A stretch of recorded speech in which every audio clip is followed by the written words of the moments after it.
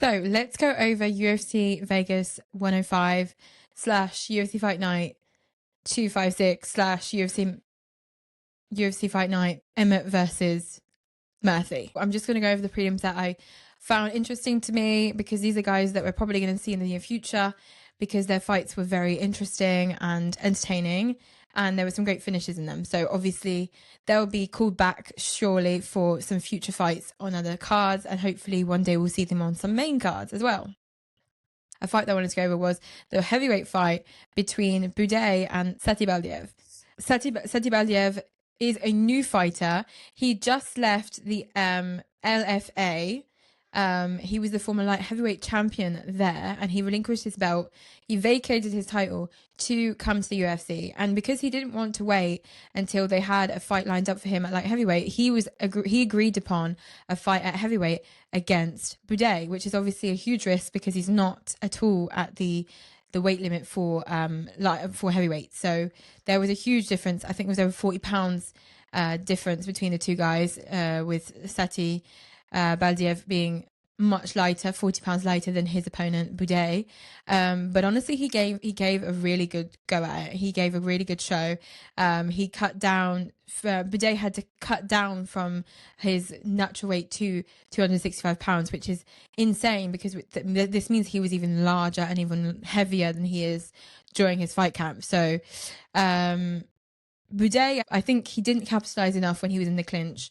He used his position when in the clinch to just gain some time and rest up and, get back some energy, but he wasn't using as much to take his opponent down, capitalizing on his position. So he was just stalling to get his breath back, which wasn't great. This was a unanimous decision for Boudet, but I think in terms of the scorecards, I think Sati Baldiev got the first round because he was controlling all the fight in the first round. He's obviously quick on his feet, being a smaller guy. In the end, the result was unanimous. Boudet won, seeing as he was the bigger man. He got the upper hand in the end of this fight. But one thing to note is that Sati Baldiev, coming up to heavyweight just to get his first UFC fight, really a big respect to this guy. Also during the prelims of this fight night card, we had Pedro Falcoa versus Victory Henry, bantamweight fight. It was a great matchup stylistically, honestly. Very exciting rhythm to the fight, both exciting fighters. Falcoa was way too punchable on the ground when refusing to get up. He caused himself more injury than anything else because he relied on his grappling and his jiu-jitsu and wanted to go back onto the floor so many times. But when his opponent obviously got back up, he wanted to get him to come back down, and he just kept getting kicked in the leg. So it wasn't a good strategy in the first couple of rounds. He got up in the end in order to not get too much more damage, but when he gets knocked down in the first, he was totally dominated. So in the end, it wasn't maybe the best strategy to adopt. Henry, was kicking him with the most nasty kicks when Falco was on the ground, and that forced his opponent to get up repeatedly, which is a great strategy from Henry. Both guys great on the ground. Both guys must be very strong jiu-jitsu specialists. Victory Henry was just very good at defending the takedowns and switching up positions when he was on the bottom. So honestly, a great fight from Victory. Great submission defense. You can tell that he's been training a good lot of BJJ for years. This fight had never a dull moment in it, so I'm really excited to see both of these guys coming back, and a well-deserved victory for Victory, who won by unanimous decision. So that's great to see. I think both bantamweight fighters are going to be on Dana White and the matchmakers' radars, so we won't be seeing them again, which is why I'm talking about it in the end. So let's go on to the next fight from the prelims that I loved. McKee versus Frunza. Frunza got knocked down 4 times in the first round, so it was kind of foreshadowing the end of this fight. Of course, he got a lot of damage done to him. McKee has some dangerous jabs, making it difficult for Frunza to get back to controlling this fight. The doctor stoppage was clearly needed and very well deserved. So he got McKee got the victory from TKO by doctor stoppage in the first round. And it wasn't even his eye that caused that, because if you guys noticed, I think you guys probably did because it was really gruesome, his lip was completely cut open. So it wasn't even the eye that was the main problem. I think on its own, the eye would have probably caused a stoppage at some point in the fight, because if he would have gone into the second round with that eye and got punched again, it would have become even more swollen to the point where it was just impossible for him to continue. But it was the lip. He got busted open. His whole lip was cut. So very good doctor stoppage, very well deserved victory for the main man, McKee. So that was great to see. And the last prelim fight that obviously stood out to me was the last fight of the prelim card. Two girls, Belbita versus Barboza. Barboza's a great grappler, judo specialist. She missed out on the Olympics, apparently, so she switched over to MMA and uses her judo now as her advantage in her fights. She's been living in America for a year, and apparently she speaks really good English already. So that goes to show someone who's really invested in her move to the US and her move to the UFC. I noticed Barboza, she got in some great combinations, some great striking in there. But Belbita got some great overhand rights from the get. So it was a really, really tight fight until the very end, because obviously the takedown was great timing by Barboza. You could tell she was going to get the arm triangle, but it wasn't sure because her Belbita was still, fighting her off. And Barboza had a great game plan to take her opponent down and finish her in the first in order to not have any problems. It was a picture perfect finish in the first round. And as I usually say, we don't get many first round finishes from women's fights. This is a great finish, and I can't wait to see Barboza again.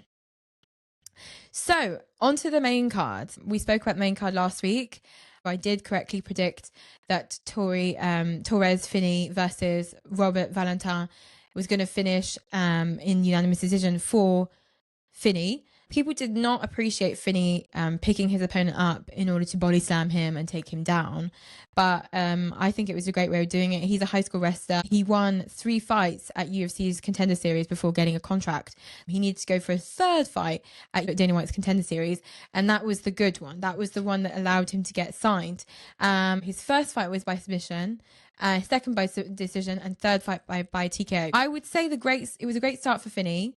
Finney was challenged, but as a very highly skilled wrestler, it wasn't too much for him. He immediately scored 2 great takedowns in the first round, and he carried his opponent, body slammed him, as I said. He's a really strong grappler, but Valentin really did hold up his own, because he was able to not only stand up against a guy that was really, really big and muscly, even though there's a huge height difference. But on the ground, he was able to not allow for that to go into a submission. All the submission attempts that he tried getting into good position to submit his opponent were not successful. So a split decision win for Finney. However, that was the problem with the judges, because as you guys might have seen, Finney dominate all 3 rounds. So the question is, what was the third judge looking at whilst he was scoring the card? Was he looking at another fight? Was he confused? A lot of people were saying, why would that be a split decision? He clearly won the 3 rounds, or at least 2 of the 3, and that should not have been a split decision. But someone out of the 3 judges gave Valentin 2 out of the 3 rounds, which is completely insane. And after this fight, I noticed that the judge that gave Valentin 2 out of the 3 rounds was no longer a judge. So they often will have spare judges to switch them around, because that was just insane. On to the next fight of the main card. We had Odie Osborne versus Luis Gurel. I'm not sure if I'm saying that right. This is a flyweight fight that was not supposed to be on the main card, but they switched up the main card at the last minute. So Osborne, he had a huge reach advantage coming into this fight.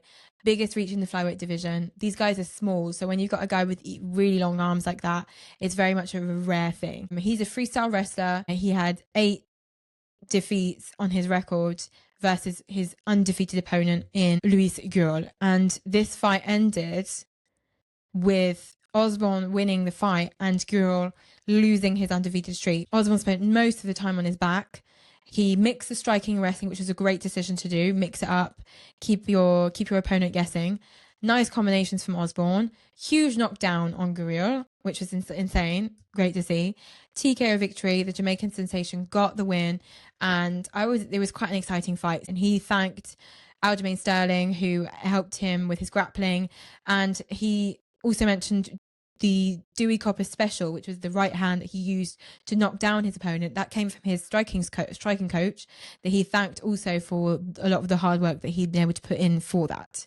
So yeah, great to see, and hope to see him again, Osborne.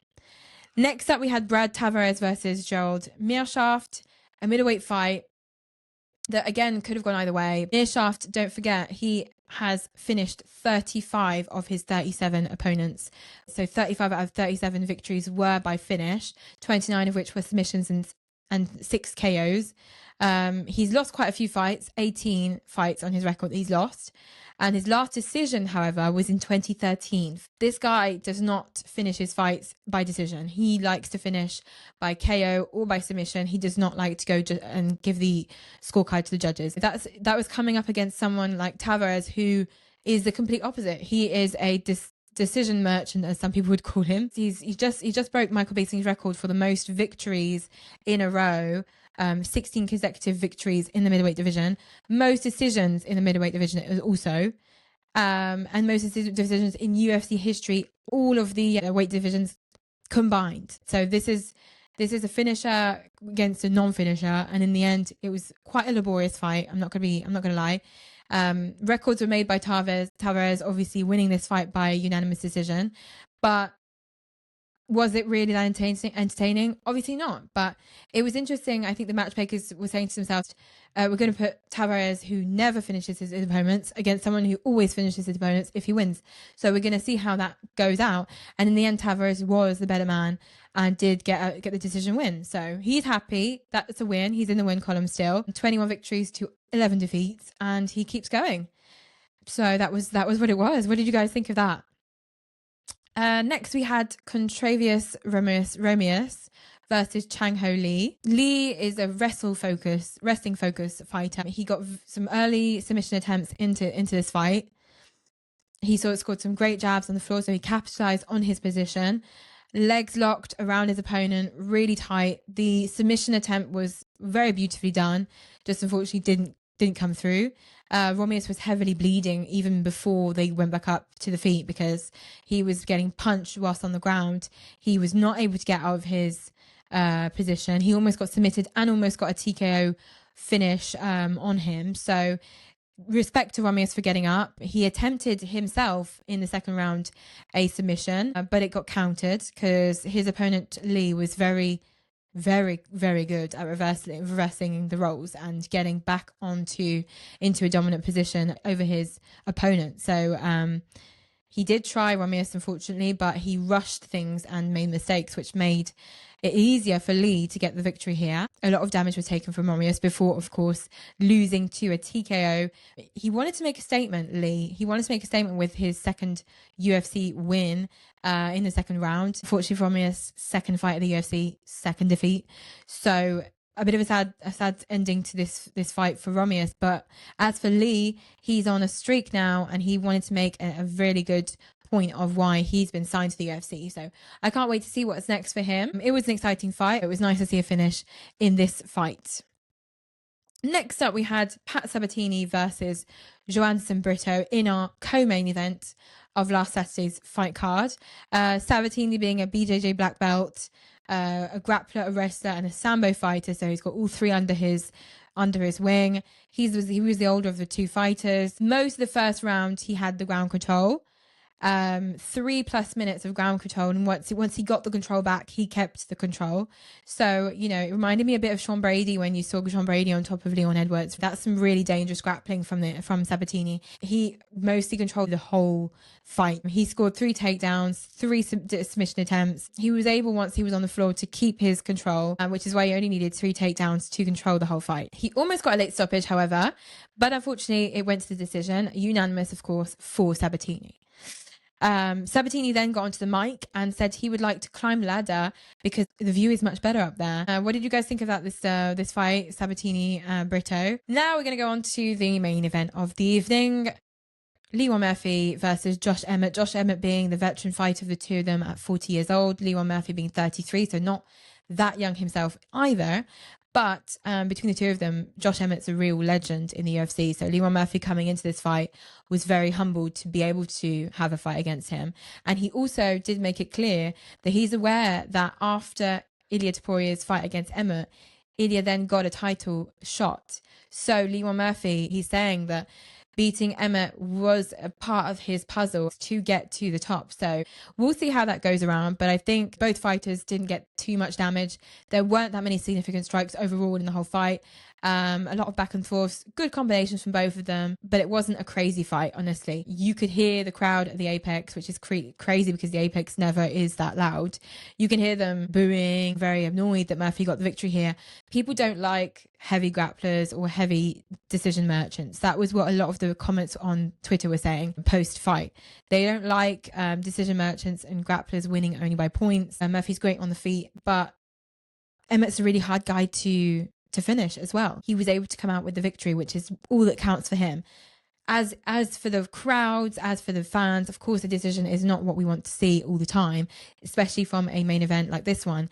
But we have to give it to him. He did and was able to win the fight against a legend like Josh Emmett, which is not an easy opponent at all, because you've seen him against the likes of Bryce Mitchell, which is also a person that's much younger than him, and he knocked him out cold.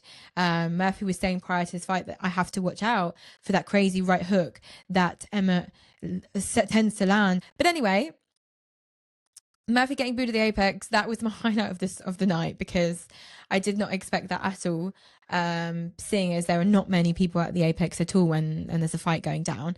So, you know, what do you guys think of all that? Do you think that we should get rid of decision merchants? Do they have their place in the UFC? Obviously, decisions happen, whether the fighter wants it or not. I don't think Murphy came into this fight wanting a decision. Some fighters do because they want to play it safe. It just happens. So do you guys hate decision merchants like Murphy, like Tavares, who we saw also on this card? Did you guys enjoy UFC Vegas 105 despite having more decisions than finishes? But were you expecting this fight to finish, or were you expecting a decision from Murphy all along? Let me know in the comments down below.